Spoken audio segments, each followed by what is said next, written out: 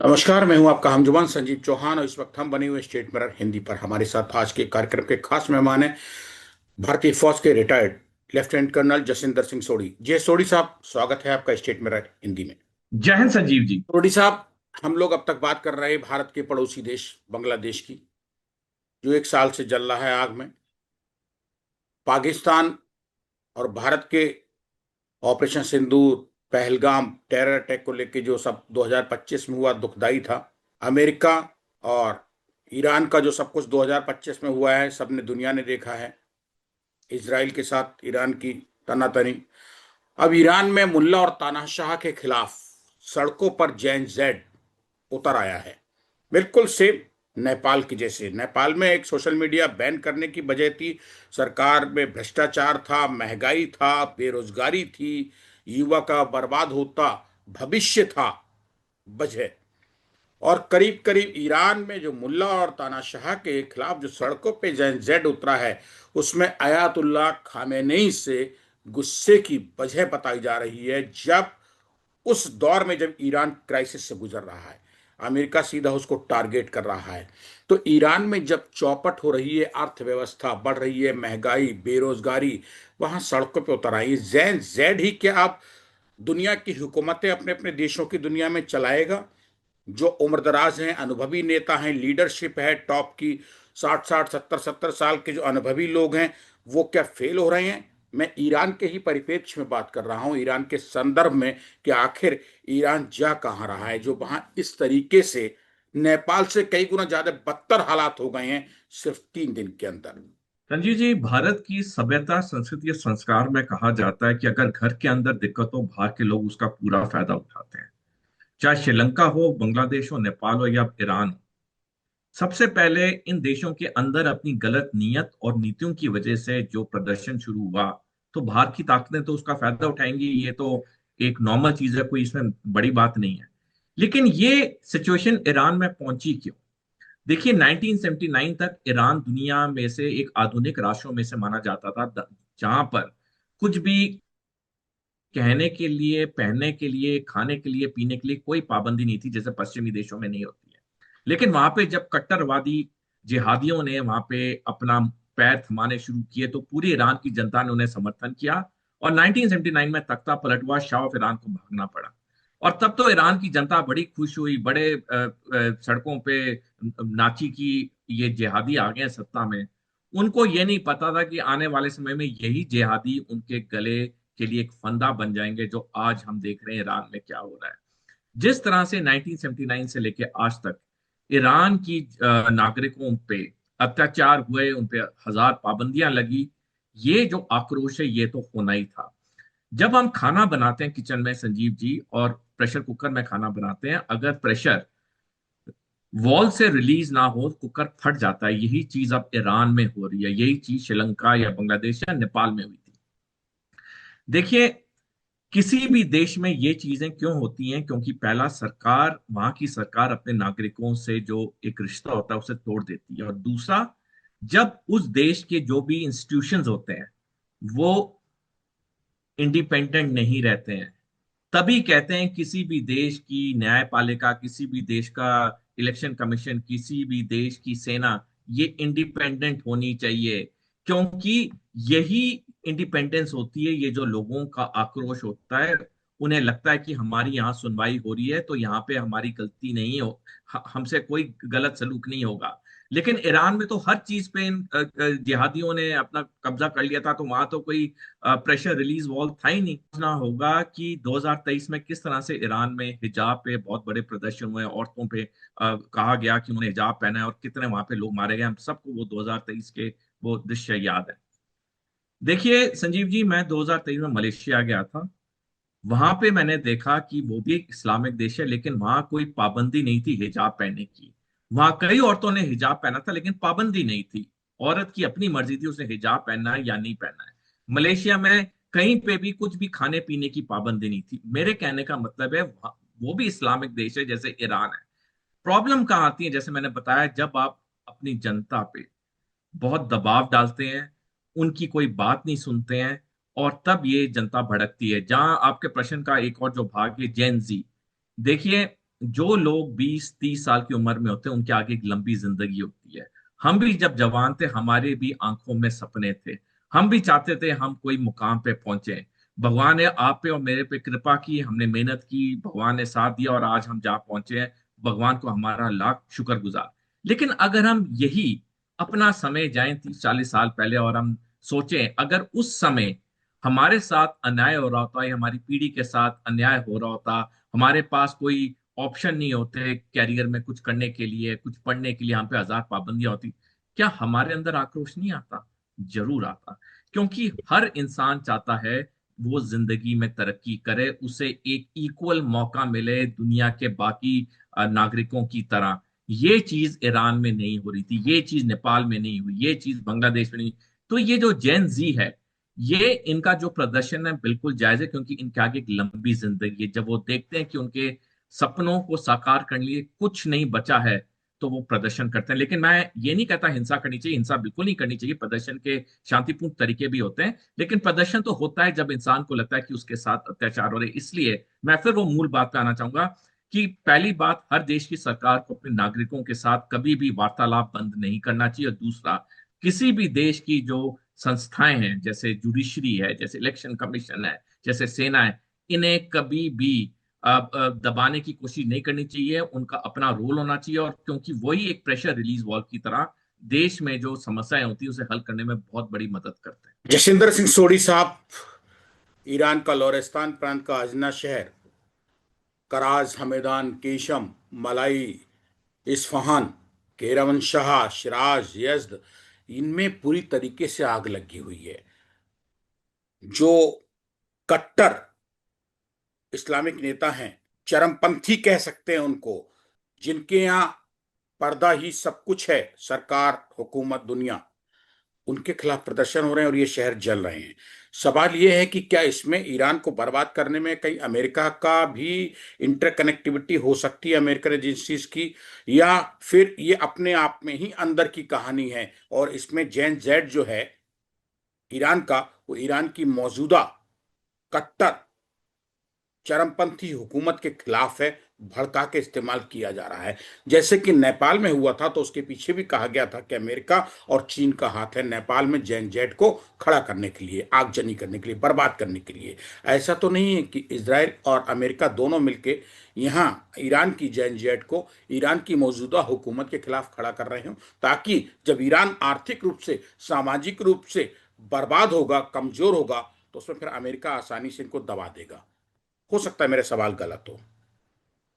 संजीव जी, आपका सवाल बिल्कुल सही है। और जैसे मैं कई बार कहता हूँ, मेरा नमन और सलाम के काफी अध्ययन के बाद सवाल पूछते हैं, तो आपके शो पे आने पे एक बहुत अच्छी सेटिस्फेक्शन मिलती है कि बाकी मेन स्ट्रीम भारत मीडिया की तरह जहाँ पे गाली गलौज चलता है, यहाँ पे बहुत अच्छी डिस्कशन होती है जिससे सबको फायदा होता है। संजीव जी देखिए, सबसे बड़ी मार इंसान को क्या होती है? आर्थिक मार।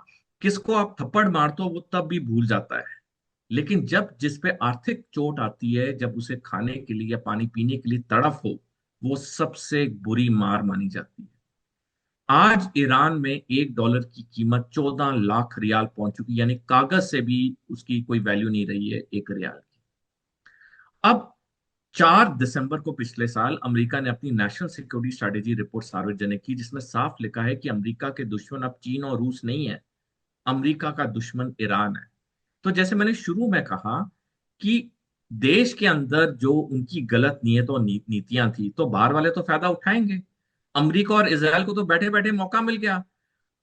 आज पूरे मध्य पूर्व या मिडिल ईस्ट में 21 देश हैं, जिसमें से 13 इस्लामिक देश हैं। 21 देश में से 20 देश अमेरिका के साथ है, एक ही देश है जो अमेरिका के खिलाफ है, वो ईरान।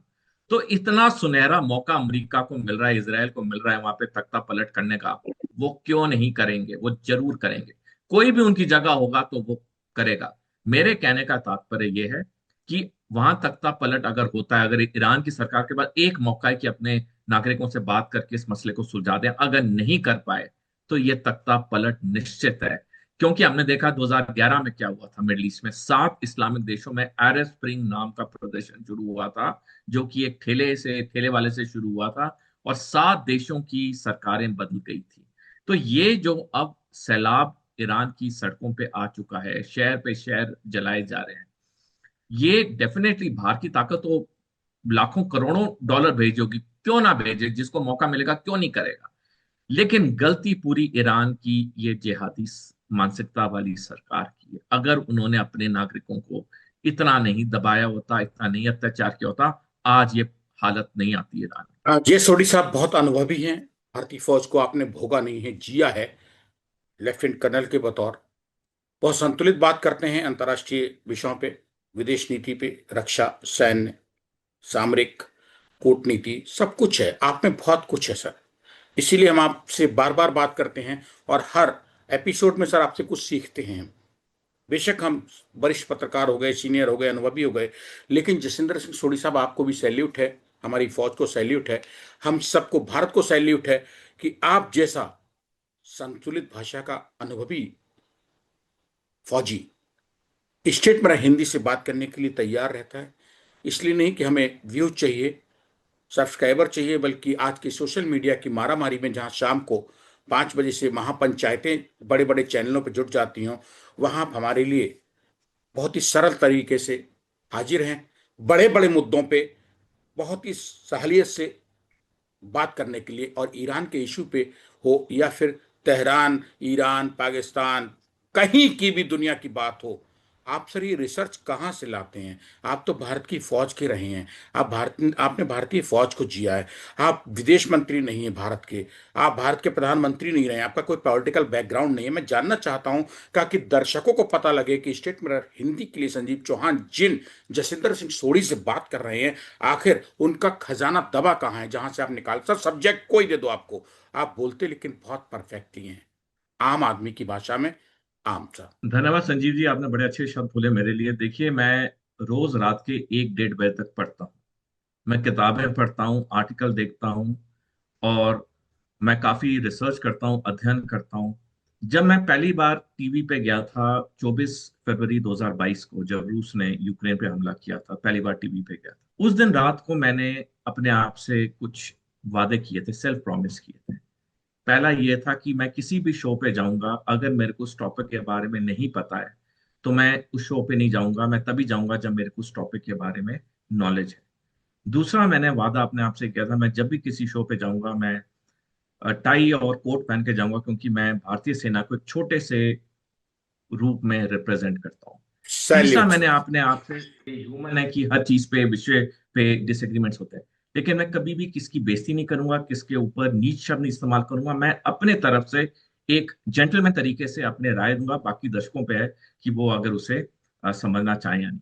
और चौथी, मैंने जो अपने आप से प्रॉमिस की थी, मैंने ये की थी कि मैं जब भी किसी शो पे जाऊंगा, मैं कोई भी फौज के मेडल, रिबन, टोपियां टोपियां नहीं पहनूंगा, क्योंकि वो मेरा एक अतीत है, मेरे साथ मेरा रैंक जुड़ा है। लेकिन मैं कभी भी फौज के रिबन रुबन पहन के मैं अपना कार्टून नहीं बनाऊंगा, जैसे कई डिफेंस एनालिस्ट इंडिया में करते हैं। तो ये मैंने 4 अपने आप से वादे किए थे, और भगवान की कृपा है कि आज तक मैं इन वादों पे अटूट हूँ, मैं कायम हूँ। लोगों ने कहा कि ऐसा नहीं होगा, ये होगा, मैंने कहा नहीं, मैंने जो अपने लिए प्रिंसिपल्स बनाए, मैं कभी उससे मैं वापस नहीं जाऊंगा। और मेरे को खुशी है कि आज आप जैसे बड़े पत्रकार अगर मेरी प्रशंसा करें, तो मेरे लिए ये बहुत बड़ा एक सम्मान है, एक अवार्ड है। धन्यवाद।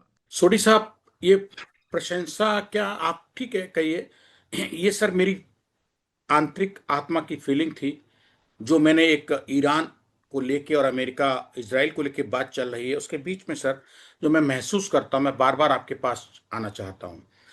क्योंकि सर टीवी है, सोशल मीडिया है, कुछ नहीं छुपाए हम में, सब नंगे हैं। आप जैसा पढ़ेंगे, ओढ़ेंगे, बोलेंगे, वो सबको दिखाई सुनाई पड़ेगा। और ऐसे में अपने को संतुलित बनाए रखना और कुछ उसूलों के साथ कैमरे को फेस करना, वो उसूल आपने तोड़े नहीं है सोढ़ी साहब। हम लोग आपकी फोटो पिक्चर देखते हैं कि यूनिफॉर्म में हमें Jasinder Singh Sodhi, lieutenant colonel Indian army के, उनकी फोटो मिल जाए जो इतना वायरल है, लाखों लोग आपके चाहने वाले, सुनने वाले, देखने वाले, आपकी सर यूनिफॉर्म में फोटो नहीं मिलती है। इसके लिए मैं आपको एक भारतीय पत्रकार होने के नाते सैल्यूट करूंगा कि आप अपने वायदे पे डटे हुए हैं, और हम मांगते हैं तो भी आप कहते हैं कि ये नियम नहीं कहता है, ये फौज की इज्जत कम होगी कि हम रिटायर होने के बाद फौज के बिल्ले और वर्दी पहन के लाइव देने बैठे, ठीक नहीं है।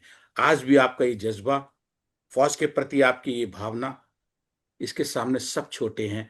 आप बड़े हैं, आपकी भावना, आपका मन बड़ा है। हम बात कर रहे थे ईरान के बर्बादी पे कि आखिर ईरान क्यों बर्बाद हो रहा है। अगर हम चाहेंगे 2022 में, चूंकि आपने भी मीडिया शुरू किया है, मीडिया पे आना शुरू किया है, 2022 में सर आपको ध्यान होगा 22 साल की महसा अमीनी की पुलिस कस्टडी में ईरान में मौत हो गई थी। देश भर में बहुत भयानक आंदोलन हुए थे, देश जल उठा था ईरान। और उसके बाद अब जो ये हो रहा है, मुल्ला हटाओ मुल्ला भगाओ, खामैनी के खिलाफ जो प्रदर्शन हो रहा है वो सबसे बड़ा प्रदर्शन कहा जाता है, माना जा रहा है। 3 दिन में हालत खराब हो गई है सर ईरान की, अपनों ने कर दी है, जेड जेड ने कर दी है। सवाल ये है कि सर इस तरीके के गंभीर बर्बाद करने वाले जो हो रहे हैं, मसले पैदा हो रहे हैं ईरान में, ईरान अपने को कैसे खड़ा करेगा। और गजब की है सर, तेहरान जो है ईरान की राजधानी, उससे 300 किलोमीटर दूर साउथ वेस्ट, दक्षिण पश्चिम में है। वहां सर मतलब दिन और रात 3 दिन से गोलियों की आवाजें आ रही हैं, शर्म करो शर्म करो, मुल्लाओ देश छोड़ो, मुल्लाओ कट्टरपंथियों भागो। ये सर क्या सिर्फ खामैनी को लेके है, या फिर ओवरऑल जो कट्टरपंथ है, चरमपंथी व्यवस्था है उसके खिलाफ है, या व्यक्ति विशेष खामैनी के खिलाफ है? संजय जी, आपने सही कहा। महसा अमीनी की हमें वो खौफनाक मौत अच्छी तरह याद है, किस तरह से ईरान में प्रदर्शन हुए थे।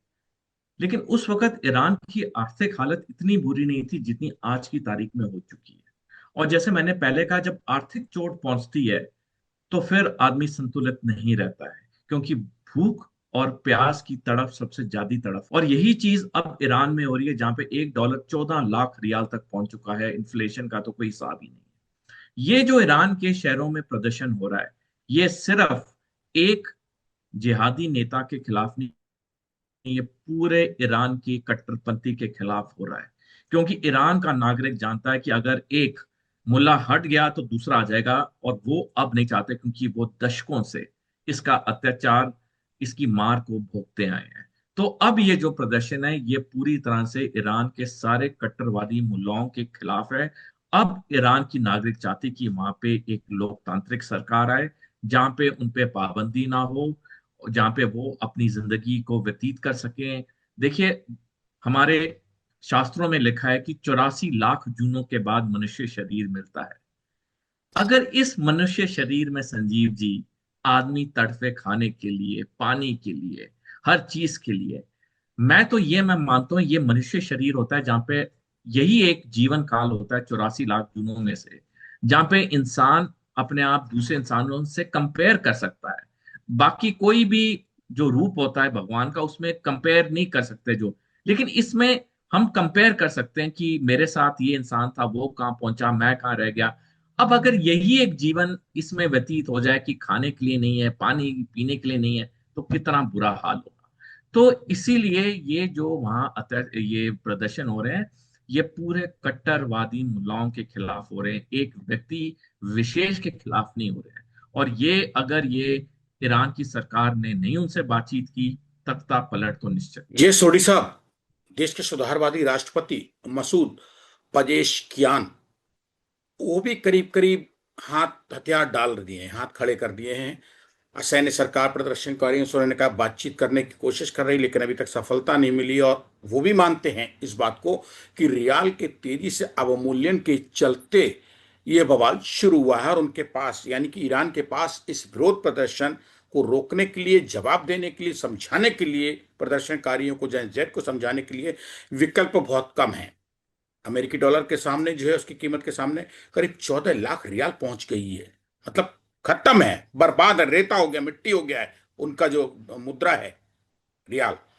अब ऐसे में पजेश्किन का एक वीडियो भी आया है सामने, जिसमें वो कह रहे हैं आंदोलन के लिए कि अपनी सरकार को जिम्मेदार बता रहे हैं। सरकारी कर्मचारी ही वहां सरकार को जिम्मेदार बता रहे हैं, मौजूदा को, कि अगर सरकारी अधिकारी लोगों की समस्याओं को नहीं सुलझाते हैं तो अल्लाह उन्हें जहन्नुम में भेजेगा।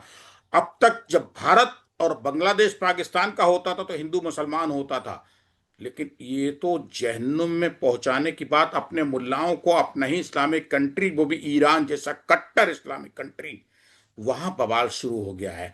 तो क्या ये आपस में लड़ मरेंगे? इसका फायदा इजराइल उठाएगा, इसका फायदा अमेरिका घर बैठे उठाएगा, या इन दोनों को मेहनत करनी होगी देशों को, इजराइल और अमेरिका को, ईरान को तबाह करने के लिए? मतलब कहीं से कहीं तक क्या कुछ है। और सर एक चीज आगे बीच में, कि पजेश्कियान जो है वहाँ मौजूदा सरकार के राष्ट्रपति जो हैं, वो कहते हैं कि द जेरूसलम पोस्ट में एक खबर आई है, उसको लेके कहते हैं कि अगर हम लोगों की दिक्कतें दूर नहीं कर पाए, जो बवाल चल रहा है सड़कों पे, लोगों को नहीं समझा पाए, तो अंजाम नरक होगा, अल्लाह हमें जहन्नुम में भेजेंगे।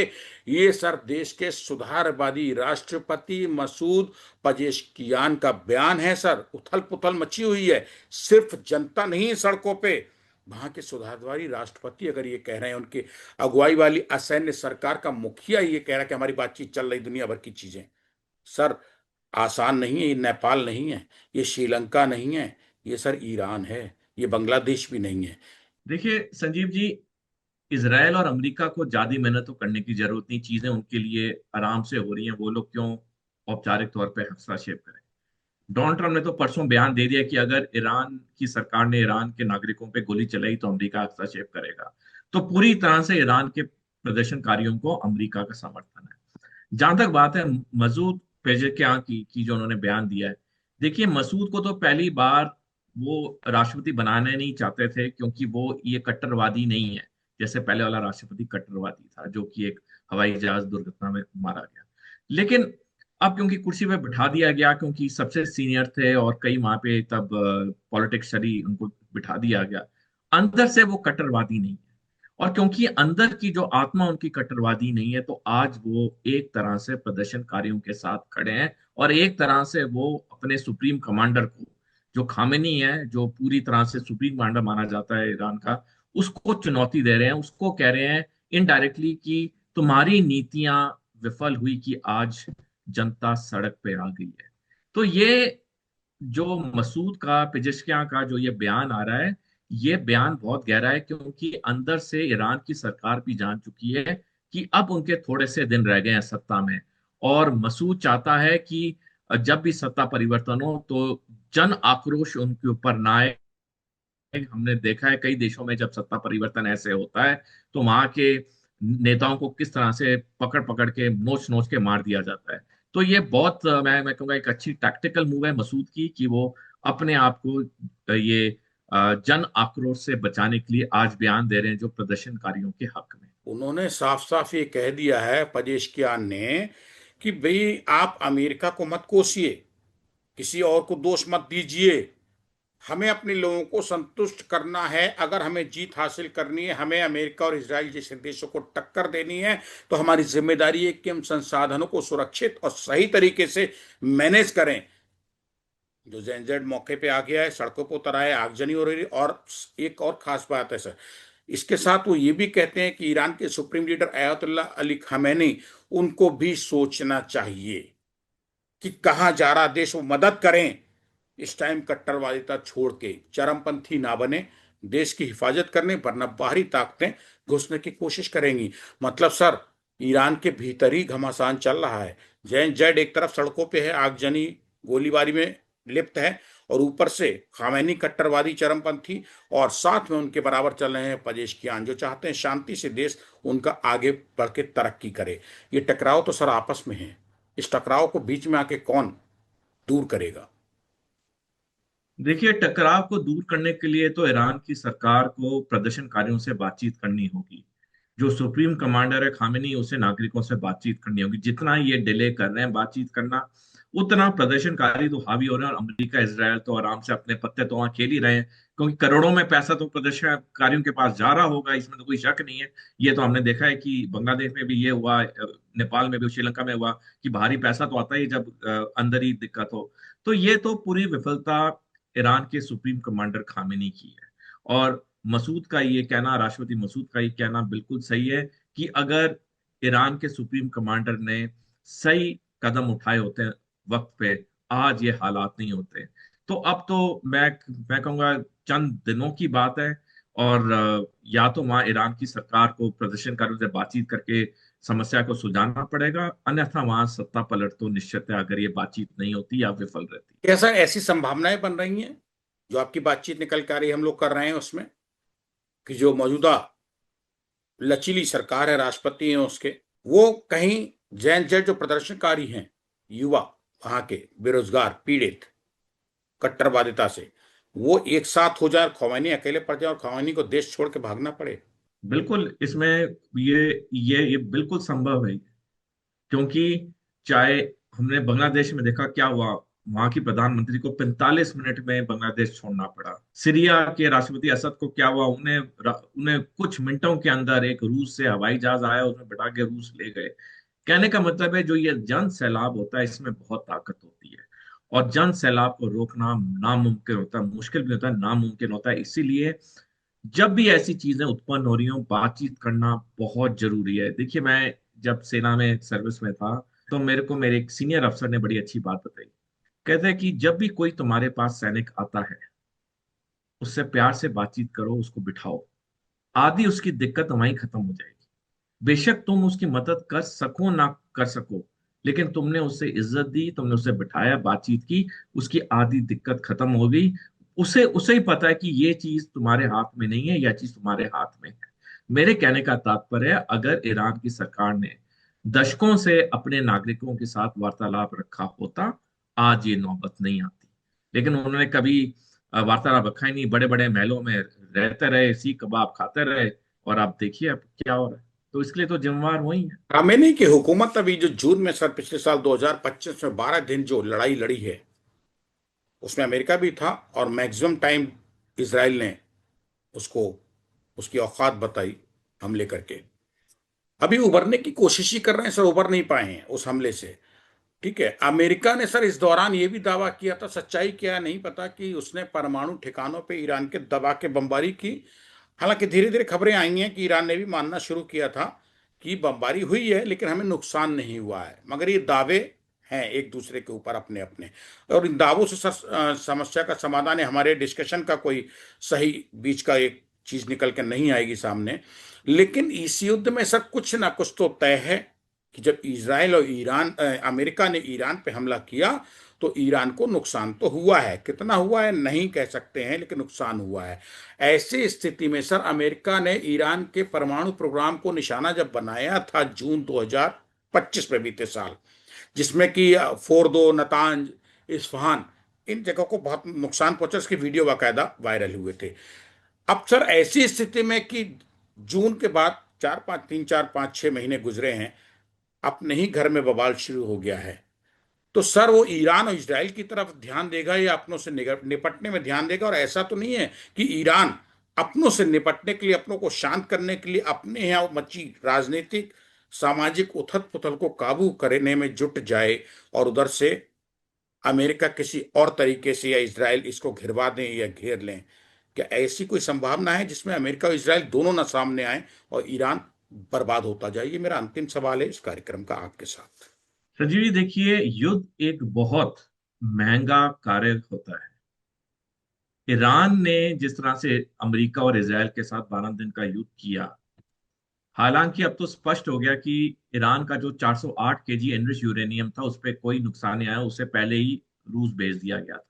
लेकिन ईरान पे इंफ्रास्ट्रक्चर तो बर्बाद हुआ काफी। ईरान को अपनी मिसाइलें दागनी पड़ी, उसका भी खर्चा हुआ। अब जब वो 12 दिन का युद्ध खत्म हुआ, तो ईरान को ये सब ठीक करना था, अपनी जो मिसाइलें इस्तेमाल की हैं उसको पूरा रिकू करना था, उसको वापस उसी तादाद पे लेके आना था, क्योंकि जंग तो कभी भी हो सकती है वहां। तो ये जो एक 12 दिन के युद्ध के बाद जो ईरान को आर्थिक चोट पड़ी, वो उससे उभर नहीं पाया, और अपने जो भी बर्बादी उसको ठीक करने में इतना पैसा लग गया कि आज $1 14 लाख रियाल तक पहुंच गया। मैंने कहा ना पहले कि जब 2022 में महजा अमीन की हिजाब वाली कहानी हुई थी, तब ईरान पे आर्थिक हालत इतनी बुरी नहीं थी। लेकिन आपने सही पकड़ा, ये 12 दिन के युद्ध के बाद ऐसा ईरान पे आर्थिक चपेट पड़ी कि आज ईरान पे ये जो प्रदर्शन हो रहे हैं, ये सिर्फ और सिर्फ इसका कारण है कि वहां पे आर्थिक मार इतनी आ चुकी है कि नागरिक को वहां कोई चारा नहीं है, या तो भूखा प्यासा मरे, या सड़कों पे आके अपने जान की एक कोशिश करे अपनी जीवन को ठीक करने की, और वही वो। यानी कि सर अब इस टाइम इस वक्त जो कुछ चल रहा है ईरान की सरजमी पे, ईरान के ही पीड़ितों द्वारा, वो आर पार की लड़ाई है। अमेरिका और इजराइल अगर इसमें नहीं भी कुछ इंटरफेरेंस करेंगे, फायदा उठाने की कोशिश करेंगे, तब अपने ही वहां के जो मुल्ला हैं, कट्टरपंथी चरमपंथी है, उनके खिलाफ जो जनता उतरी है ईरान की, वो भारी पड़ जाएगी। फिलहाल अमेरिका और इजराइल की चिंता छोड़े, ईरान अपनों से निपटे। कैसे निपटेगा, कैसे शांत करेगा, बर्बाद होता ईरान। लेकिन ये तय है कि जो वहां नारे लग रहे हैं, नहीं तो अल्लाह हमें जहन्नुम, मुल्ला और देश छोड़ो, समथिंग समथिंग बहुत टाइप के, ये सिर्फ नारे नहीं हैं, सच्चाई में बदलते देर नहीं लगेगी। और आपके मुताबिक अगर सच्चाई में बदले तो ईरान अपने आप बर्बाद हो जाएगा। ईरान के ताबूत में आखिरी कीलें ठोकने की किसी बाहरी ताकत को कोई जरूरत नहीं है, अगर मैं आपकी बात समझ पा रहा हूं। बिल्कुल आपने सही कहा संजीव जी, आपका आंकलन बिल्कुल सही है।